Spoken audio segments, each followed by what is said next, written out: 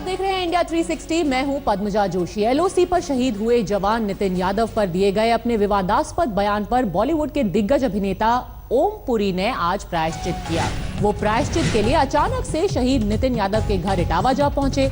यहां पर उन्होंने शहीद नितिन के परिवार से बात की, उनसे माफी मांगी और श्रद्धांजलि सभा में शोक भी जताया। लेकिन यहीं उन्होंने एक विवादित बयान फिर दे डाला।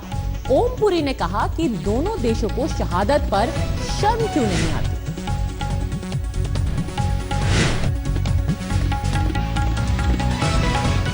चार तस्वीरें आपको दिखा रहे हैं। शोक सभा में भाग लेने के लिए पहुंचे इटावा ओम पुरी। वहां जाकर के उनकी आंखें भी भर आई। पूरे परिवार से उन्होंने मुलाकात की, नितिन यादव के परिवार से उन्होंने बातचीत भी की। पर आखिरकार जब बात करने की बारी आई तो उन्होंने एक बार फिर से एक विवादित बयान दे दिया और कहा कि दोनों देशों को शर्म आनी चाहिए जिस तरीके से सैनिकों की शहादत लगातार हो रही है। वहां संभल में आज देश के वीर सैनिक शहीद सुधीश कुमार को आखिरी सलामी दी गई। इस मौके पर पूरा गांव उमड़ आया था। नम आंखों से सबने जवान सुधीश कुमार को विदाई दी और सरकार से ये एक बार फिर से मांग की कि पाकिस्तान को सबक सिखाया जाए।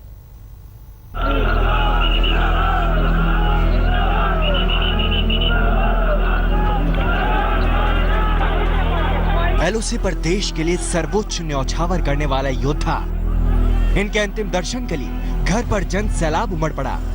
हर कोई देश पर कुर्बान होकर लौटे शहीद सुधीश के दर्शन को बेताब था। पार्थिव शरीर से लिपट लिपट कर परिवार रोता रहा। गांव में हर किसी की आंखें नम थी। हर कोई सच्चे दिल से शहीद सुधीश कुमार की शहादत को नमन कर रहा था। पूरा देश शहीद सुधीश कुमार के लिए आराधना कर रहा है, प्रार्थना कर रहा है उनके लिए और कह रहा है कि शहीद सुधीश कुमार अमर रहे। एक तरीके से आप सुन रहे हैं कि किस तरह से पूरी हवा में इस तरह के नारे गूंज रहे हैं। राजौरी के नौशेरा सेक्टर में एलओसी की सुरक्षा करते करते सुधीश पाकिस्तान के दगाबाजी के शिकार हो गए। पाकिस्तानी सेना के स्नाइपरों ने सुधीश को निशाना लगाकर फायर किया और गोली उनके सिर और गर्दन में लगी। परिवार को अपने बेटे की शहादत पर गर्व है, लेकिन पाकिस्तान के खिलाफ आक्रोश भी। आज संभल के इस गांव में जितने भी फौजी हैं, सब के सब सुधीश के कहने पर सेना में शामिल हुए हैं। हमारे गांव में सबसे पहले उन्होंने प्रेरणा दी, उनके साथ में भर्ती हुआ।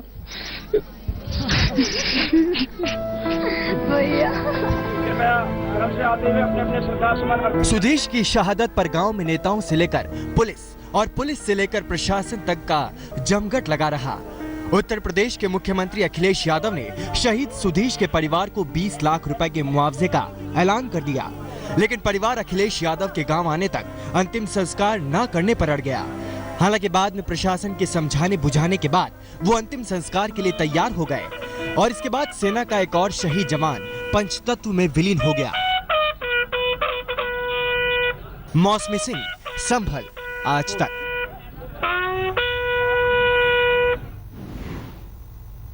उत्तर प्रदेश में आज केंद्रीय पर्यटन मंत्री महेश शर्मा अयोध्या दौरे पर पहुंचे। मौका था राम पर बन रहे संग्रहालय की जमीन को देखने का, लेकिन इस बीच बीजेपी के ही सांसद विनय कटियार ने इस संग्रहालय पर सवाल उठाते हुए लॉलीपॉप नहीं मंदिर बनाने का सवाल पूछकर सियासी हलचल पैदा कर दी। जय श्री राम, जय श्री राम। मोदी ने लखनऊ से जय श्री राम का नारा लगाया तो मोदी के मंत्री अयोध्या पहुंचकर संतों के चरण में गिर पड़े। वैसे तो मंत्री जी रामायण संग्रहालय के लिए जमीन का मौका मुआयना करने आए थे, लेकिन राम जन्मभूमि न्यास के अध्यक्ष महंत नित्य गोपाल दास के दर्शन खास मायने रखते हैं। मंत्री जी को सवालों का अंदाजा था तो बोले, सवाल तो अखिलेश यादव से पूछे जाने चाहिए। अखिलेश जी के पास 4.5 उनके 4.5 साल के खत्म हो चुके हैं। अब वो अपने अंतिम 2 महीने सरकार के गुजार रहे हैं, तो उनसे ये पूछिए सवाल, हमसे मत पूछिए। हमें अपना इम्तिहान देना है 2019 में। अब ये साफ हो चला है कि राम के नाम का डंका अभी खूब बजेगा। अयोध्या में हाईटेक थीम पार्क बनाने की मंजूरी देकर समाजवादी अखिलेश ने भी राम के नाम पर मिलने वाले वोट पर हाथ मारा तो मोदी सरकार ने रामायण संग्रहालय बनाने का फैसला कर लिया। महेश शर्मा इसी संग्रहालय की जमीन का मौका मुआयना करने अयोध्या पहुंचे थे, लेकिन अभी बीजेपी विपक्ष से दो हाथ करने की तैयारी कर रही थी कि सवाल भगवा खेमे से भी उछल गए। बीजेपी सांसद विनय कटियार ने सीधा और सपाट सवाल पूछा, सरकार बताए कब बनेगा राम मंदिर। कटियार को साथ महंत नित्य गोपाल दास का भी मिला। वो राम थीम का पार्क बनाने जा रहे हैं, तो ये तो और उसी हम यहाँ रामायण थीम का भी पार्क बनने जा रहा है, केंद्र सरकार बनवा रही। तो ये कुल मिला करके लालीपाप दे करके राम मंदिर से भटकाने का काम हो रहा है। हमको राम मंदिर चाहिए, हमको विकास चाहिए। हम विनय कटियार की बातों का स्वागत करते हैं। श्री राम जन्मभूमि पर राम मंदिर का निर्माण आवश्यक है।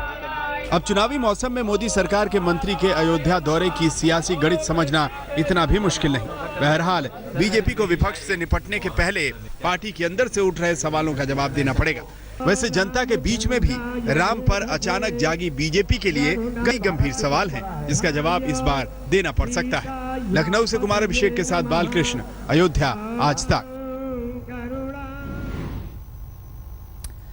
और हमारे संवाददाता कुमार अभिषेक ने बीजेपी के ही सांसद विनय कटियार से बात भी की। उन्होंने बहुत साफ साफ कह दिया कि जो पहले बताया गया था राम मंदिर की बात की गई थी, बीजेपी के मैनिफेस्टो में भी राम मंदिर की बात थी, तो अब ये संग्रहालय का लॉलीपॉप क्यों दिया जा रहा है? राम मंदिर आखिर कब बनेगा? आप भी सुनिए इस मुद्दे पर अपनी ही पार्टी की सरकार को घेरने वाले विनय कटियार के बेबाक बोल। अयोध्या में केंद्र सरकार आज राम म्यूजियम के शुरुआत को जुटी है। दूसरी तरफ अखिलेश यादव ने भी वहां पर थीम पार्क बनाने की घोषणा की है। मगर इस वक्त जब केंद्रीय मंत्री अयोध्या में हैं, बड़ा उद्घाटन कर रहे हैं, तो विनय कटियार जो कि खुद राम मंदिर से जुड़े रहे हैं, उसके अगुवा रहे हैं, इस वक्त लखनऊ में हैं। विनय कटियार साहब, ये बताइए कि इस समय अयोध्या में बड़ा कार्यक्रम हो रहा है, आपकी सरकार की तरफ से रामायण सर्किट और रामायण म्यूजियम बन रहा है, आप यहाँ क्या क्यों बैठे हैं? आपको भी वहीं होना चाहिए। मैं बाहर था, आज मैं आया हूँ, तो ऐसी स्थिति में वहाँ जाने का कोई मतलब नहीं रहा। लेकिन जो काम हो रहा है उसका स्वागत है। लेकिन सवाल ये उठता है कि अखिलेश जो काम करने जा रहे हैं, वो राम थीम का पार्क बनाने जा रहे हैं, तो ये तो और उसी हम यहाँ रामायण थीम का भी पार्क बनने जा रहा है, केंद्र सरकार बनवा रही। तो ये कुल मिला करके लालीपाप दे करके राम मंदिर से भटकाने का काम हो रहा है। हमको राम मंदिर चाहिए, हमको विकास चाहिए, हमको अभी वहाँ पर बहुत सारे भवन बने हुए हैं जहाँ पर रामायण होती है, जहाँ कथा होती है, सब कुछ चलता रहता है। तो ऐसी स्थिति में हम चाहते हैं पहले राम मंदिर बने और साथ में उसको भी बनाओ, कहाँ आपत्ति है किसी को, लेकिन राम मंदिर से भटकाओ मत, लालीपाप मत दो। लालीपाप देने से काम नहीं चलेगा।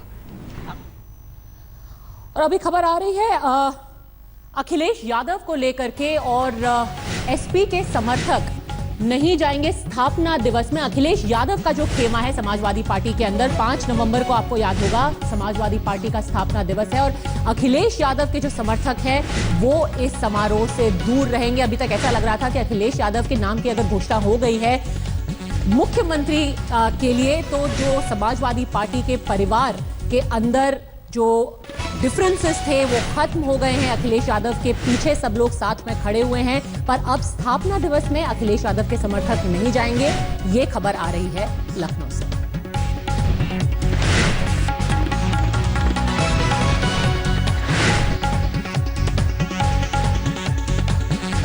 इंडिया 360 में आपका वापस स्वागत है। अब बात करते हैं प्रधानमंत्री नरेंद्र मोदी की सेना को किए गए सलाम की। पीएम मोदी पहली बार हिमाचल के दौरे पर हैं और मंडी में उन्होंने एक बार फिर सर्जिकल स्ट्राइक पर बयान दिया। मोदी ने खुलकर कहा कि पहले जो काम इजरायल की सेना ही करती थी वही काम अब हमने किया है, और पूरी दुनिया में अब इसकी चर्चा और वाहवाही हो रही है। आजकल पूरे देश में हमारी सेना के पराक्रम की चर्चा हो रही है।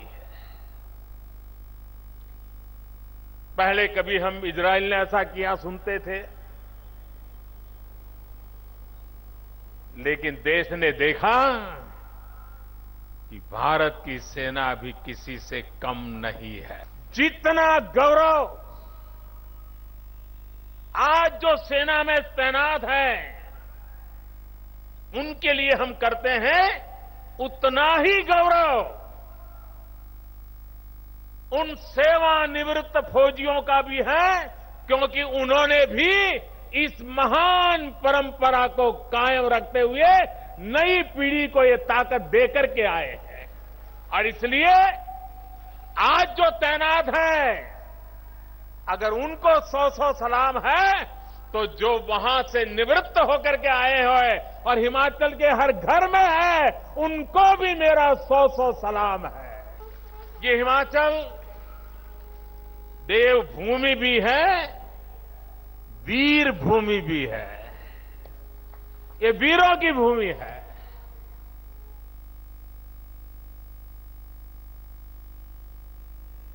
शायद यहां कोई परिवार ऐसा होगा जिसका लाल मां भारती की रक्षा के लिए सीमा पर तैनात न हुआ हो, ऐसा शायद कोई परिवार मुश्किल से मिले। आप देख रहे हैं इंडिया 360। दिवाली पर रिलीज होने वाली फिल्म ए दिल है मुश्किल को लेकर करण जौहर ने एक बार फिर से सफाई दी है। करण जौहर ने कहा कि उनके लिए देश सबसे पहले सबसे ऊपर है और वो सेना के साथ हैं, उनकी इज्जत करते हैं। दरअसल उनकी फिल्म की रिलीज उड़ी हमलों के बाद पाकिस्तानी कलाकारों पर बैन लगाने की डिमांड के चलते फंस गई थी। There's been some talk about why I've remained silent for the past 2 weeks. Today I'd like to clarify that the reason why I've remained silent is because of the deep sense of hurt and the deep sense of pain that I felt that a few people would actually believe that I'm being anti-national. I need to say this, and I say this with strength, that for me, my country comes first. Nothing else matters to me but my country. I've always felt that the best way to express your patriotism is to spread love, and that's all I've ever tried to do through my work and my cinema. When I shot my film Ae Dil Hai Mushkil in September to December last year, the climate was completely different. The circumstances were completely different. There were efforts made by our government for peaceful relationships with the neighboring country. And I respected those endeavors then, those efforts then, and I respect the sentiment today. I understand the sentiment because I feel the same.